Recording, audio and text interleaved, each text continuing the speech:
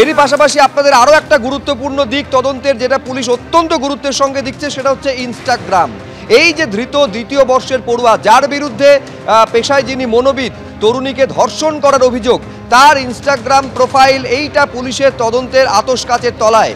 পুলিশের বক্তব্য যে কোনো রকম মানসিক সমস্যা এই আইআইএম জোকার দ্বিতীয় বর্ষের পড়ুয়ার ছিল না।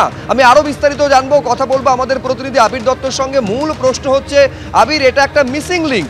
তার কারণ মনোবিদকে তিনি ডেকে পাঠিয়েছিলেন তার কাউন্সেলিংয়ের জন্য, অথচ পুলিশের দাবি যে কোনো রকম মানসিক সমস্যা তার ছিল না। ফলে কি কারণে ডেকে পাঠানো হয়েছিল, এটাও খবর পাওয়া যাচ্ছিল যে ধৃতের মা বাবার সঙ্গে পুলিশ কথা বলতে চাইছে। কি আপডেট রয়েছে?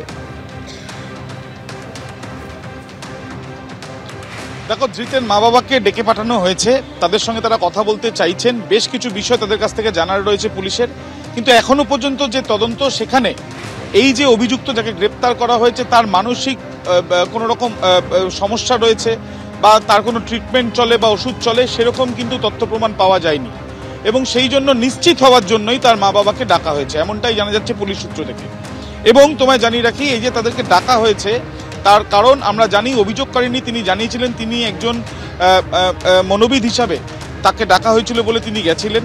আদৌ কি এই অভিযুক্তের কোনো মানসিক সমস্যা ছিল, সেই বিষয়টা জানার জন্যই কিন্তু তারা, বা নিশ্চিত হওয়ার জন্যই তারা বিভিন্ন রকম তথ্য প্রমাণ সংগ্রহের প্রক্রিয়া চালাচ্ছে।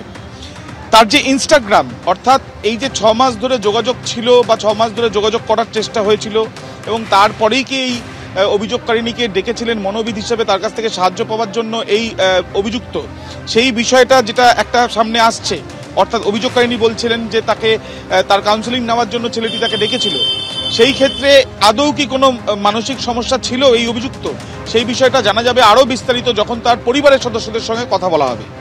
অন্যদিকে তার যে ইনস্টাগ্রাম, সেই ইনস্টাগ্রামেও কিন্তু কি ধরনের কার্যকলাপ বা কি ধরনের কথোপকথন অন্যান্যদের সঙ্গে ছিল বা সেটাও নজরে, যদিও এই ক্ষেত্রে যে আইনত যে নিয়ম রয়েছে সেই নিয়ম মানা হবে। অর্থাৎ তার যে মোবাইল ফোন ইতিমধ্যে সিজ করা হয়েছে বা বাজেয়াপ্ত করা হয়েছে, সেই মোবাইল ফোন যা আইন রয়েছে সেই অনুযায়ী এই ধরনের কেসে সেইভাবেই কিন্তু সেই মোবাইল ফোন থেকে তথ্য নেওয়ার চেষ্টা চালাবেন তদন্তকারীরা। সেই ক্ষেত্রে প্রয়োজনীয় হতে পারে যে ফরেনসিক পরীক্ষার পরে সেই তথ্য সামনে আসে, সেইটাও সম্ভাবনা রয়েছে।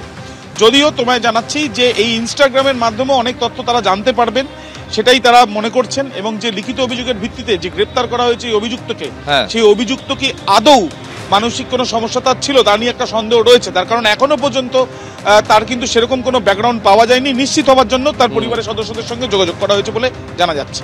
আবির, তোমাকে ধন্যবাদ।